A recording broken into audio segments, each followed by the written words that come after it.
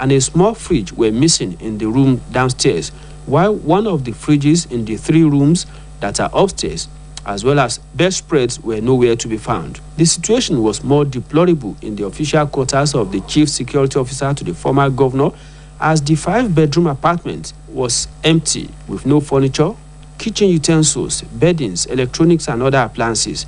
There was also a sign of removal of a split air conditioner in the sitting room. There were, however, some window AC that were suspected to be non-functional or old-fashioned to be removed. At the quarters of the ADC to the former governor, OSBC news crew gathered that some items that have been carted away have been returned. Among those items returned are flat-screen TV, pair of split AC, and a set of chairs which were parked outside. Reacting to this development, spokesperson to Osun State Governor Malam Olawale Rasheed described the development as heart-rendering. I don't know what people, the level of crave about materialism that will lead to looting fridge after governing a state for 4 years. But the good thing we can tell the people of Osun State is that there's an asset recovery panel that is working. All those who are responsible for the looting will have their day. They will be held accountable. Those things will be tracked, and all those that are responsible will be brought to book. It has been Abdurrahim Adekiliku reporting. This out of court is one factor that encourages the continued commission of the crime, as the perpetrators are usually emboldened to indulge in the act. A female activist, citizen Lola Way, who dropped this in after speaking on OSBC television current affairs program Saturday Morning Trade, said all gender-based cases are state cases which should not be allowed to be swept under the carpet. According to Lola Way, prevention is better than cure, condemning the belief that a type of dressing or behaviors can instigate abuse of female in the society. She speaks further. Based violence cases happening in the family, being managed within the family, I say no. It is a crime against the state. It is not a family issue.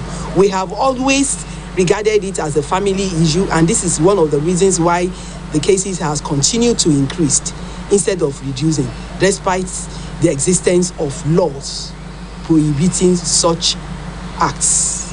Prevention is better than cure, and that is why the United Nations has earmarked 16 days of activism to sensitize members of the society about the need to eliminate all forms of violence against women and girls.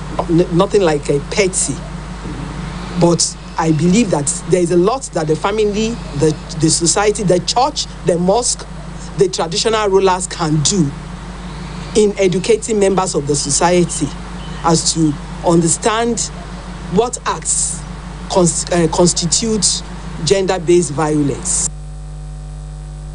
And out of sports, Senegal head coach Aliou Cissé, who missed the Teranga Lions round of 16 World Cup clash with England through illness. Cissé was absent for his press conference ahead of the knockout tie with his assistant Regis Boaget instead of talking to media. Boaget said Cissé had been unwell for a number of days and has not been able to take training ahead of the match against the Three Lions. Boaget said hopefully he will be able to come and be on the bench with the players, but despite his possible absence, Lions of Teranga are still feeling positive.